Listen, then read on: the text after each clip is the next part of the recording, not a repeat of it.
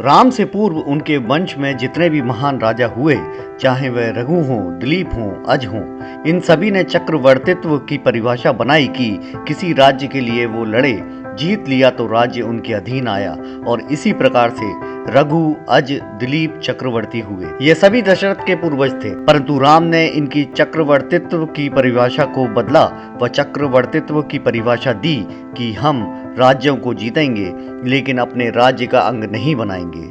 उसी राज्य में से किसी को चिन्हित कर राजा बनाकर हम वापस अपने घर चले जाएंगे, और जिन राज्यों के लोगों में क्षमता का अभाव होगा उनमें हम नेतृत्व क्षमता का गुण विकसित करेंगे। हम इन्हें विचार, अस्त्र शस्त्र, राजनीति इत्यादि विषयों का प्रशिक्षण देंगे, और इससे जिस तंत्र का निर्माण होगा वह कहलाएगा गणतंत्र अर्थात प्रजातंत्र। अतः हम कह सकते हैं कि प्रजातंत्र के मूल श्री राम ही हैं, और उनसे पूर्व ज्ञात प्रजातंत्र का उल्लेख कहीं दिखाई नहीं देता है। वर्तमान में प्रजातंत्र की जो परिभाषा है कि लोगों का शासन लोगों के लिए, लोगों के द्वारा, यह राम जी के द्वारा ही आज से लगभग 5,13,000 वर्षों पूर्व सिद्ध किया गया था। इसी तंत्र के माध्यम से राम ने असुरों का जड़ मूल से संहार करने के बाद स्थानीय गौड़, भील, कोल इत्यादि स्थानीय लोगों के राज्य स्थापित कराए, एवं यह राज्य हजारों वर्षों तक इस देश में चलते रहे। इसी कारण से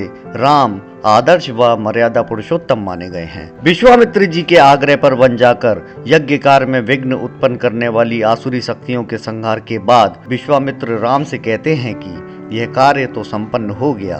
अब जब वन के मालिकों को उनका राज्य वापस मिल गया, ईश्वर की एक इच्छा तो पूरी हो गई, परंतु एक इच्छा अभी भी बाकी है, और वह है तुम्हारा विवाह।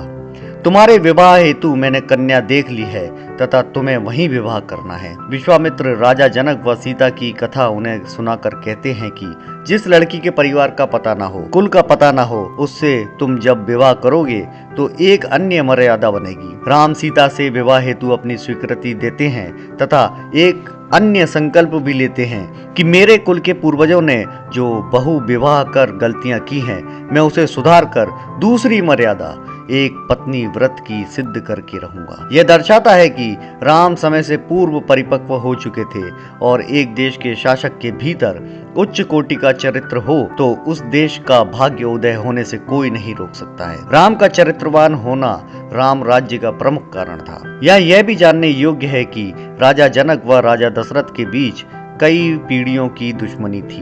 राम इस शत्रुता को इस मनसा से समाप्त करना चाहते थे कि उन्हें समाज में स्वार्थ आधारित प्रशासनिक राजनीतिक व्यवस्था को समाप्त कर स्वार्थ आधारित नीति का संहार कर परमार्थ आधारित राजनीति की स्थापना करनी है। राम की यह सोच भी राम राज्य के लिए बहुत अधिक महत्वपूर्ण थी। तो मित्रों, आने वाले दिनों में भी आपको आपके इंडियन डेमोक्रेसी के माध्यम से राम राज्य के लोकतंत्र की गंभीर व आवश्यक जानकारियां इसी प्रकार से प्राप्त होती रहेंगी।